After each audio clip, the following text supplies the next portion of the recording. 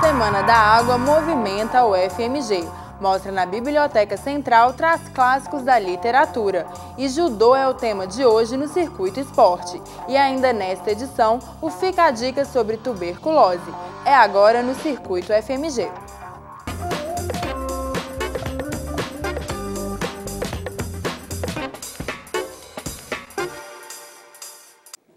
Boa noite. No dia 22 de março foi comemorado o Dia Mundial da Água. Para discutir a gestão do recurso, a UFMG recebe a Semana das Águas 2014. O evento tem início hoje e acontece até o dia 27 de março. Mais informações com a repórter Isabela Melano. A temática da Semana das Águas de 2014, Ciência e Inovação para a Gestão das Águas, será discutida em 3 dias de evento. Na programação, minicursos, palestras e mesas redondas. Nós estamos fazendo esse ano em parceria com a Hidroex, Unesco, que é um órgão da ciência e tecnologia vinculado à Unesco e à UFMG. O nosso objetivo maior com essa Semana da Água é iniciar um processo de integração maior do desenvolvimento de ciência, de pesquisas e tecnologia, com foco em aprimoramento da gestão das águas no estado de Minas Gerais. Então nós teremos 3 dias de eventos, 2 aqui na UFMG. Hoje nós vamos estar discutindo água e desenvolvimento, com uma palestra inicial abordando esse tema. A água ela é um insumo importante para o desenvolvimento sustentável do estado de Minas Gerais. Amanhã o tema é água e energia, que é o tema da ONU para esse ano de 2014. Então a ONU está trazendo essa discussão à tona, porque água e energia são dois assuntos muito interligados, não só geração de hidroeletricidade, mas também o uso da água para outras fontes energéticas. Amanhã nós vamos estar com uma mesa redonda discutindo isso. Na parte da tarde, vários minicursos serão oferecidos para a sociedade. Na quinta-feira, no dia 27, nós estamos encerrando na FIENG. O tema é segurança hídrica. Segurança hídrica é um tema também importante, até por esse momento que nós estamos vivendo, de seca. Nós estamos em pleno período chuvoso, mas com um índice de chuva muito menor do que o esperado. E isso nos traz a responsabilidade de fazer ações preventivas para minimizar o impacto à população.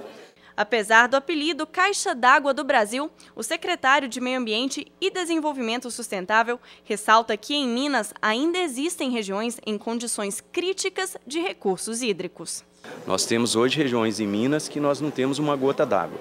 Vamos ver, por exemplo, a região da barragem do Gurutuba, em Janaúba, onde hoje nós já estamos tendo dificuldade de água para 6.000 hectares do perímetro irrigado de banana.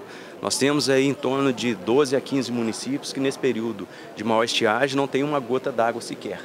E Minas aí hoje, tendo considerado o provedor de águas, a caixa d'água aí do Brasil, somos provedor de água para 8 estados da federação, nós temos sim uma responsabilidade muito grande com esse tema para o Brasil como um todo. É claro que nós temos uma concentração maior de água no norte, então nós vamos ter que pensar no futuro, em como trabalhar, inclusive, talvez até porque não as transposições que são tão trabalhadas em alguns outros países, principalmente na China. Então são temas que nós vamos ter agora, cada dia mais, nos preocupar com eles. Pontos que nós imaginávamos que teríamos preocupações para 2020, 2030, já bateu na nossa porta hoje. Quando nós estamos falando de segurança hídrica, nós estamos falando de segurança energética, de segurança alimentar, da segurança quanto ao saneamento básico, Então nós estamos aí no Brasil como um todo, eu diria que chegando no nosso limite. Na área metropolitana nós temos situação crítica na Bacia do Vélez, na Bacia do Paraupeba, e agora nós temos que tomar algumas decisões no curto prazo importantíssimas. O palestrante escolhido para a abertura aponta algumas ações que podem ajudar a reverter esses quadros. Se nós não começarmos a racionalizar o uso da água, pensar em formas mais produtivas e adequadas de produção de alimentos e não mudarmos o nosso padrão energético, nós não seremos capazes de atender a esse desafio. Então, o que os analistas, desse ponto de vista mais macro, dizem é o seguinte: nós estamos indo para um colapso. Esse colapso pode ou não pode ser evitado?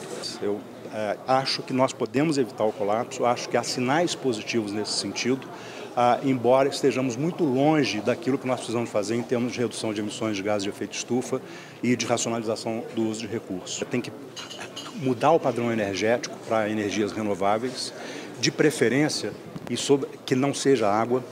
Nós precisamos passar a entender, também no Brasil, mas no mundo inteiro, globalmente, que a água como um recurso não renovável, porque nós já usamos além da taxa de reposição, e com o aquecimento global a taxa de reposição da água vai diminuir. Então nós não podemos usar a água como nós usamos hoje.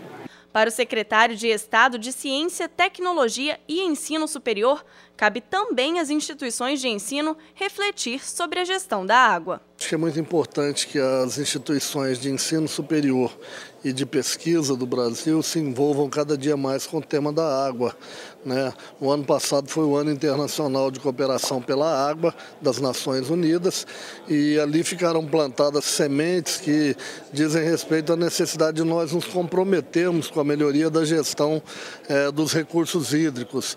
A experiência do Ano Internacional de Cooperação em Águas mostrou com muita clareza o papel que o Brasil pode jogar, que é um papel de muito protagonismo, e o que a gente vê hoje é que há uma convergência no Brasil em torno da responsabilidade que cabe a cada um, né? As universidades estão participando de forma efetiva, assumindo responsabilidades nesse processo.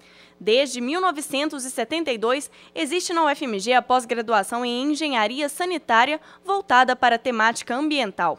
Hoje o curso tem outro nome, Programa de Pós-Graduação em Saneamento, Meio Ambiente e Recursos Hídricos, e busca desenvolver pesquisas científica e tecnológica nos campos de atuação, contribuindo para a melhoria da gestão dos recursos hídricos. Nós temos grupos que estudam especificamente a temática da água, do ponto de vista específico nas suas áreas, mas também em projetos que são trans e interdisciplinaridades, mas pela importância que a água tem hoje na nossa sociedade moderna, na nossa sociedade contemporânea, nós compreendemos que, além da questão técnica, nós temos que atuar em parceria com a Prefeitura, com o Estado, com o Governo, no sentido de definição de políticas públicas para que a água seja sempre possível para toda a sociedade, não apenas em quantidade, mas sobretudo em qualidade para o nosso bem-estar. A questão da água é definidora do nosso futuro e a universidade tem esse compromisso de estar sempre em parceria com os entes públicos com o intuito de aprimorar mais as questões técnicas e, sobretudo, as questões relativas à nossa sociedade como um todo. E acreditamos a água é definidora do nosso futuro para uma sociedade melhor. Então, com esse intuito, a UFMG recebe de braços abertos esse evento com o intuito de colaborar para que o evento seja um sucesso. E ontem foi celebrado o Dia Mundial do Combate à Tuberculose. Até sexta, Fica a Dica traz recomendações para evitar a doença. Hoje a dica é o diagnóstico.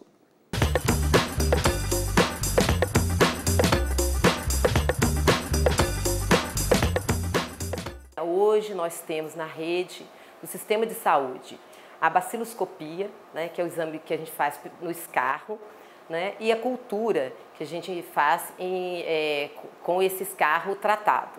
Então, para o diagnóstico hoje nós temos a baciloscopia, a cultura e como auxiliar diagnóstico o raio-x de tórax. Então, todos os indivíduos que tiver tosse por mais de 3 semanas devem procurar a unidade de saúde para realizar a baciloscopia, o raio-x de tórax e a cultura para o Mycobacterium tuberculose. Com relação ao desenvolvimento da tuberculose, como eu já tinha dito antes, então para você adquire a tuberculose como? Você respira esse bacilo de uma pessoa que já esteja infectada, ele entra no organismo, ele pode desenvolver ou não. É distribuído em todas as partes do corpo, esse bacilo pode se disseminar, mas ele vai desenvolver a doença principalmente no pulmão. Então a forma mais comum é a tuberculose pulmonar, mas pode acometer qualquer órgão. Mas, graças a Deus, a grande maioria das pessoas não desenvolve a doença, simplesmente as pessoas de maior risco ou por algum motivo, própria imunidade do indivíduo, estresse oxidativo celular, que vem a desenvolver a tuberculose. E amanhã a dica é sobre o tratamento da tuberculose. Não perca! Livros raros de autores célebres. É este o acervo exposto na mostra A Morte do Autor na Biblioteca Central da UFMG. A exposição A Morte do Autor reúne 15 obras de arte contemporânea. A ideia é mostrar que o sentido de uma obra não deve ser buscado na intenção do autor, mas sim nas relações que estabelecem com outras peças. Para essa exposição eu escolhi as obras que se apropriam de obras literárias. Um livro de artista, ele é um livro feito por um artista pensando como uma obra de arte. Então ele não tem uma reprodução de uma obra, mas o próprio livro já é a obra. No acervo, grandes nomes, como Mikhail Bakhtin, Confúcio e homenagens ao poeta francês Mallarmé, com traduções gráficas de um livro. Foi o primeiro poeta a pensar graficamente o poema, de pensar a ocupação da página, do espaço gráfico, né, fazendo parte do poema. Então, por causa disso, ele é considerado o pioneiro do design gráfico, o pioneiro do livro de artista. Alguns artistas fizeram uma homenagem a ele de reproduzir um dos poemas mais famosos dele, que é o Lance de Dados, substituindo o texto por mancha gráfica, por um bloco, às vezes é um bloco preto, aqui tem um exemplo na vitrine que é um bloco branco. E aí o que seria impresso nesse exemplar, na verdade, é um tom de creme que imita o papel da edição original do livro dele, que foi em 1914.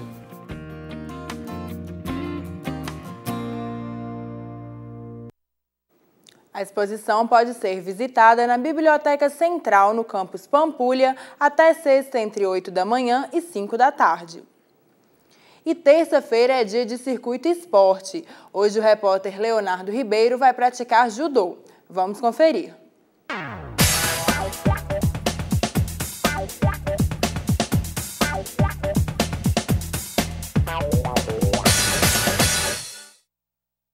O circuito esporte de hoje entra no universo do judô.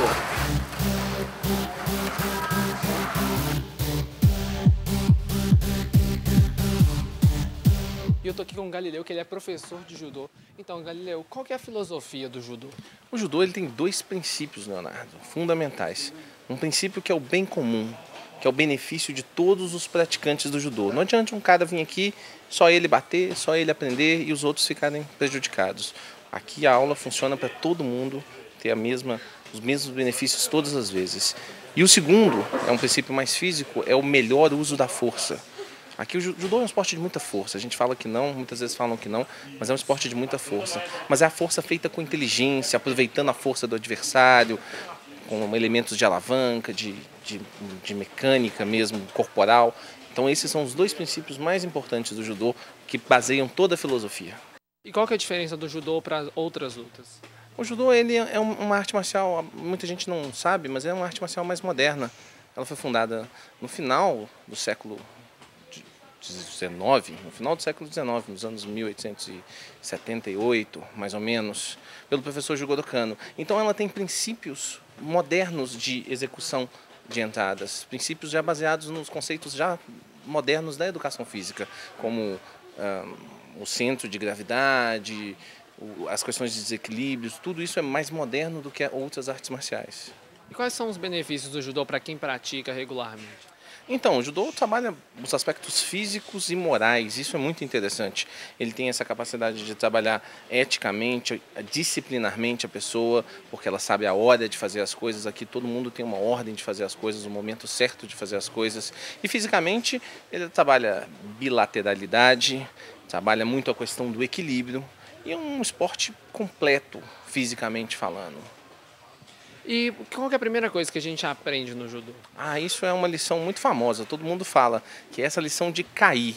A gente começa, a pessoa que faz a primeira aula aqui, ela vai, faz atividade física, até aprende um golpe, mas o mais importante que ela aprende é a cair. Porque se souber cair, não adianta fazer entrada, não adianta derrubar. A gente tem uma lição no judô que é a queda que o rio ganha força. Então, se você aprende a cair, você vai aprender a se levantar cada vez mais forte. E assim, eu tô aqui com uma turma, eu nunca pratiquei judô, mas eu tô com uma turma de diferentes níveis, assim, isso influencia em alguma coisa?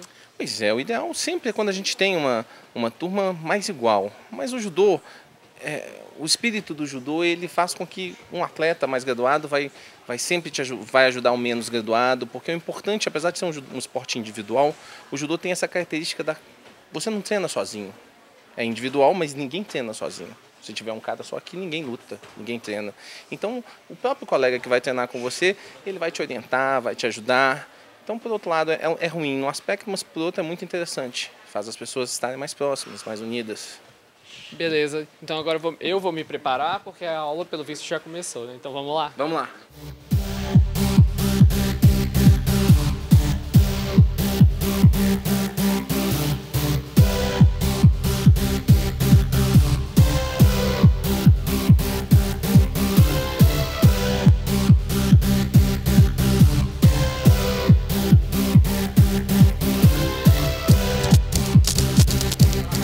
3, 2, 1. pausa para recuperar o fôlego. Nesse meio tempo já deu para sentir as técnicas do judô.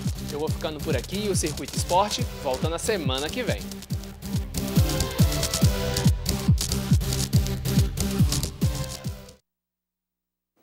E na próxima semana tem mais Circuito Esporte. Fique ligado. E o programa de hoje está terminando agora. Nós voltamos amanhã. Boa noite.